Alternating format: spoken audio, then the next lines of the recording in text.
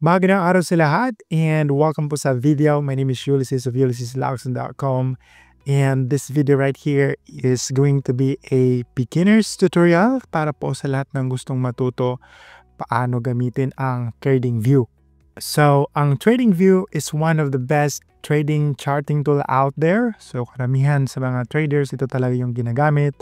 Personally, sa akin din, dito ako nagmamap out ng aking trading plan. And then, nagpe-place ako ng trade dun sa aking MetaTrader. Sa video ito, papakita ko nga sa iyo lahat ng mga importanteng dapat yung malaman, ano yung mga functions dito sa loob ng TradingView. Kaya if you're looking for a tutorial kung paano nga dito sa TradingView, huwag na kayo maghanap pa ng ibang video. Ito yung panoorin nyo hanggang sa matapos. At bago tayo magpapatuloy, sakali wala pa kayong account kay TradingView, meron ditong offer na kung saan makakuha ka ng $15 na reward. Andyan yung link sa video description. But if meron ka ng account, hindi na to sa'yo pwede, not unless if mag-sign up ka ulit gamit ang ibang email. So if okay lang sa'yo na mag-sign up ulit ng account at meron ka namang spare email, then andyan po yung link sa video description. Ganito po ang itsura. Open the official link /TradingView. Now, after you signed up, ito yung pinaka-main dashboard natin. Dito mo makikita lahat ng mga markets na pwedeng i-check using TradingView. And meron ding mga post from the community na kung saan pwede mo ding i-check. Reference mo, dagdag mo sa yung strategy para makakuha ng market bias. So, depende kung ano yung tinitrade mo. Meron dito cryptocurrencies, precious metals, like gold kung nakikita ninyo. Marami dito. Pwede dito i-browse around na lang tapos check nyo kung ano yung mga nandito. Yung pinaka-importante sa atin as a trader is itong product nila na super chart. So dito tayo mag-check sa market. Ito na yung pinaka-itsura. So ito na yung itsura sa akin ngayon dahil naka-custom colors na ako. Blue na yung bullish tapos dark gray yung pagka-bearish yung candlestick. At kita nyo dito, merong mga signals, may nakikita nito mga notification dito kasi meron akong active na indicator. So this is a paid indicator at saka interesado kayo mamaya ipakita ko sa inyo kung saan pwede makuha. At again, naka-customize na nga yung aking TradingView kaya for sure magkaiba yung kulay ng ating interface ngayon, lalala itong mga candlesticks na nandito. At kapag free lang yung account mo sa TradingView, hindi ka nag-subscribe ng any of the subscription, merong mga magpa-pop na mga ads dito. But no worries, pagka beginner ka pa lang, hindi mo kailangan mag-subscribe, pwede mo yung ipang-exit lang. But if gusto mo makuha lahat ng mga features dito sa TradingView, like mag-add ng maraming indicators, etc., kailangan mo mag-subscribe at yung pinaka-basic nila na subscription, I think, is nasa $12 if I'm not mistaken. But of course, kung nagtitrade ka tapos business yung iniisip mo, napakalit lang yan na kunting investment per month.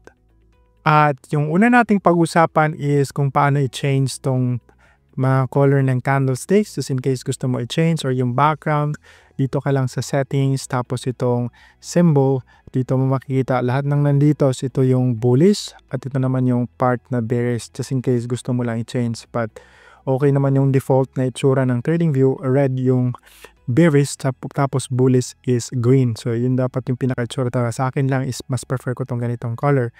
Now next is diretso-diretso na tayo at yung next na pag-usapan natin is kung paano mag-add ng market. So yung instrument na gusto nyo i-trade. So dito lang yan sa top left, dito mo si-search kung ano yung gusto mo i-trade. Stocks man yan o kaya cryptocurrencies, dito mo yan masi-search at i-click mo lang para ma-add. So for example, ito nga ang gold. So i-click ko lang. Pagkatapos dito malalagay na yung chart ng gold. At sa tabi naman is ito yung time frame kung saan ka mag-change ng mga time frame. Tapos pagka gusto mong malagay dito na pa-click-click ka lang, lagyan mo lang ng stars, i-click mo lang yung stars na nandito para ma-save siya as the default na nandito sa pinaka-taas. So for example, i-change mo siya 15 minutes. So 15 minutes na yan every candlesticks, tapos 4 hours. Depende sa trading style mo. At itong maliit na icon dito ka mag-change kung halimbawa mas gusto mo yung line chart o kaya bar, dito pwede mo siya i-set. So bar charts, ganyan. O kaya pagka gusto mo line lang, but usually candles ginagamit lagi para mas madali maintindihan yung galaw ng market. Yung next is indicators. So dito ka maghahanap ng mga indicators na gusto mong i-add, depende sa strategy mo. At once again, pag sakali mag-search ka dito kasi ang daming mga indicators, pag gusto mo na malagay siya kaagad dito at madali mo siya ma-access, i-click mo nga lang yung stars at dito malalagay na siya sa yung favorites para madali mo siyang ma-access. At pagka meron kang gagamiting paid na indicator, usually dito mo yan ma-access sa invite only. Kung saan mo man yan binili or bibilhin, meron din niyang instruction for sure kung paano siya i-access. And one of the best features na meron si TradingView na nagugustuhan ko is tong kanilang alert or ino-notify ka if meron kang sinet na mga presyo ng tinitrade mo. Pag nag-reach sa ganong price, i-alert ka nila through email o kaya messages. Kasi hindi lagi tayo nakamasid sa ating screen or at yung ating chart, kaya magandang merong ganitong feature. So kung gusto mo, set mo lang dito kung ano yung market na gusto mong magkaroon ng alert, tapos click mo dito, isi-set mo din dito sa settings kung ano yung gusto mo, either mag-cross ba siya sa price na yon o kaya less than o kaya nag-move up siya on that particular price.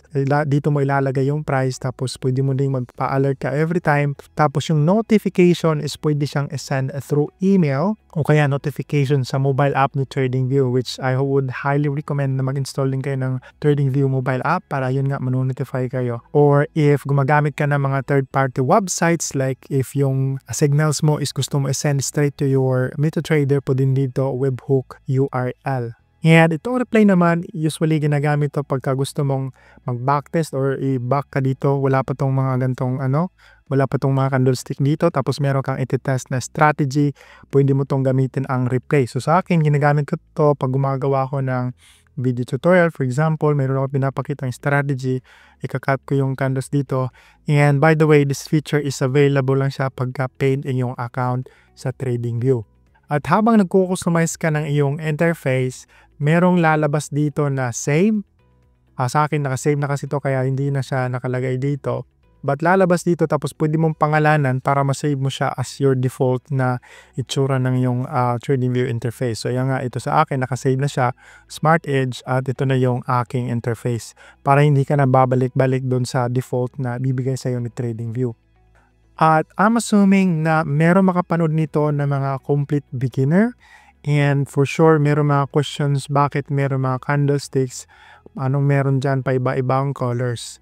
So ang candlesticks is nandyan lang sila to illustrate or paano ba, para ipakita sa inyo ano yung nagiging itsura or galaw ng market on that specific time frame. So for example, dahil nakaset tayo dito ng 30 minutes, ibig sabihin lahat ng mga candlesticks dito is nabuo within the time 30 minutes na time frame. So for example, pagka blue, ibig sabihin umangat yung price or tinatawag na bullish. So pagka hindi mo na set green, yun usually ang colors, tapos red yung bearish. So ibig sabihin ngayon, pagka dito mas tumaas yung price niya compared sa previous na nabuong candlestick. So after nag-close itong bearish na candlestick, dito siya nagbukas yung price, tapos bumaba siya dito. Ito yung pinakamababang dinaba ng price on this candlestick. Pagkatapos umangat naman siya, umangat siya ng umangat, tapos ito yung pinakamataas na angat, tapos bumalik lang siya dito, tapos dito siya nag-close. So ganun yung itsura ng isang bullish na candlestick. Pagka bearish naman, so ito yan, bullish to. Ito yung bearish. Paliwanag ko sa inyo kung bakit, paano yung itsura ng bearish. Yung bearish naman is, so nag-close dito yung bullish na candlesticks, itong level na to. Itong tawag nga pala nitong buntot, or dito sa baba sa taas is wick, W-H-I-C-K. So dito siya nag-close, nagbukas dito, tapos tumaas siya, pero ang nangyayari, bumaba siya dito, merong wick, di ba nakita niya merong wick? Bumaba siya dito, tapos dito siya nag-close. So ibig sabihin, nag-close siya na mas mababa compared kung saan nag-close yung last na candlesticks, kaya bearish siya or bumagsak yung price compared sa last na candlesticks. So basically, andyan lang talaga yung mga candlesticks na yan to illustrate or para ilarawan yung galaw ng market on a specific time frame. So sana makuha niyo, but of course, I'm not a perfect instructor or whatever. Kaya if you still have question, please do let me know in the comment section below. Now, itong andito naman na mga icons, ito yung mga tools na available dito sa TradingView na pwede natin gamitin para nga i-map out yung ating trading plan o kaya yung mga paghalimbawa mag-place tayo ng trade. At dalawa sa pinakakailangan mong malaman kung paano gamitin dito is itong nandito. Andito yung short position or long position na kailangan mo pagka mag-place ka ng trade, either long, pag sinabing long is buy yan, o kaya short, sell na trade. Tapos pagka gusto mo siyang ma-access lang siya easily dito, sa itong floating na nandito, lagyan mo lang siya ng star at dito na yan para madali mo siya ma-access. For example, dahil yung market trend dito is nakita mo is pababa siya. So pababa yung gold na trend sa ating 30 minutes. So dito siya, nag-all-time high siya dito, but bumagsak siya dito. Bumalik siya ng konti pero hindi niya pa rin nahabol yung last na all-time high. Tapos pababa na siya ng pababa dito. So ang trend nito ngayon is downtrend. So for example, mag-place tayo ng short na trade kasi nga pababa yung market. So select lang natin yung short dito. Pagkatapos place natin dito at makikita natin yung ating risk-reward ratio.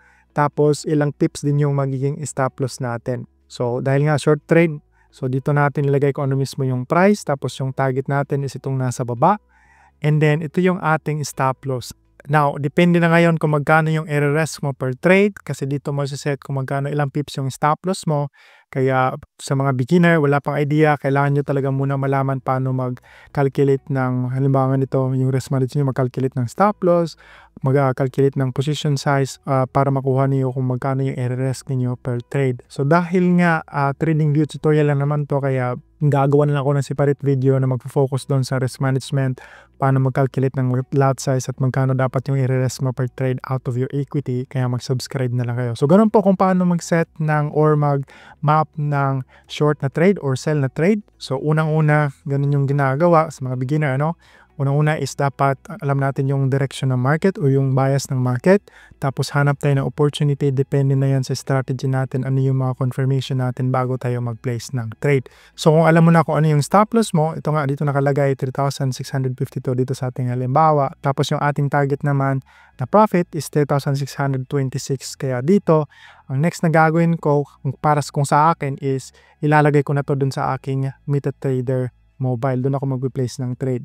Kapag ka buy trade naman, ganun lang din yung gagawin. Dito mo lang long position, tapos syempre yung take profit is sa taas, tapos yung stop loss sa baba. Kasi nga kung long position. So dito, pag gusto mo maglagay ng mga any of this trend line, for example, so dito mo lang siya ilalagay, tapos ganyan, para makita mo yung trend ng market. Pwede mo din siya i-drag. Self-explanatory naman siya actually. So itatry mo lang para makita mo kung paano siya gamitin. At yun na nga, depende sa strategy mo, meron din sila mga tools dito na pwede mong gamitin. So for example, click mo lang to dito, makikita mo dito yung itong anchored VWAP. So depende na nga sa strategy mo. Now pag mag-add nga pala ng indicator, hindi ko na ipakita sa inyo. So dito mo lang, tapos click mo lang for example itong RSI. So click mo lang at ma-apply na yan sa iyong chart. At aside sa mga tools na nandito sa section na to, projection, meron din dito, halimbawa ngayon, itong mga pattern, cipher pattern, itong head and shoulders, pwede mo siyang ma-map out dito. But yun na nga, limited lang kapag hindi ka subscriber ni TradingView. Ilan lang yung indicators na pwede mong magamit. And pwede ka rin pala mag-add ng text. For example, kung meron kang ninonote on that particular range o kaya dun sa mismong candlesticks, lalagyan mo ng text, pwede mo din siyang gawin dito. Label, pwede mo siya. So experiment mo na lang, basta yun yung pinaka kung paano gamitin sa TradingView. Tapos itong ruler naman, na parang ruler na nandito, ito yung ginagamit para mag-measure ng pips or moment. So ganito siya for example. So ganito, ang total pips na movement out of this candlesticks alone is 508 pips. Iba kasi yung pips calculation sa gold compared sa Forex. Now, if beginner pa kayo at hindi pa kayo nakapag-place before ng trade, I would highly recommend na mag-demo account muna kayo. Depende na sa inyong broker. But if wala pa kayong demo account, maglalagay ako ng broker dyan sa video description na kung saan pwede kayo mag-sign up ng demo account at doon kayo mag-practice. At I think yun lang naman yung pinaka-basic talaga na kailangan malaman ng mga beginners paano gamitin ang TradingView. And next time, gagawa ko ng video kung paano naman yung trading strategy. Kaya make sure to subscribe sakali hindi ka pa nakasubscribe. At nga pala yung indicator na ginagamit ko, andito siya. At kusa siyang magbibigay ng signal. Ay kung nakikita nyo.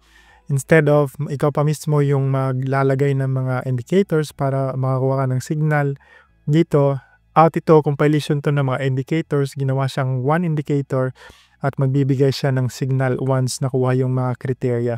So ay kung nakita niyo dito, nagbigay siya ng long na trade at dito nagbigay naman siya ng take profit. At yung claim ng developer ng indicator na 'to, at least 90% daw yung winning rate. So, if beginner ka tapos para hindi ka na mahirapan, pwede din kukuha ka ng mga indicator na kagaya nito.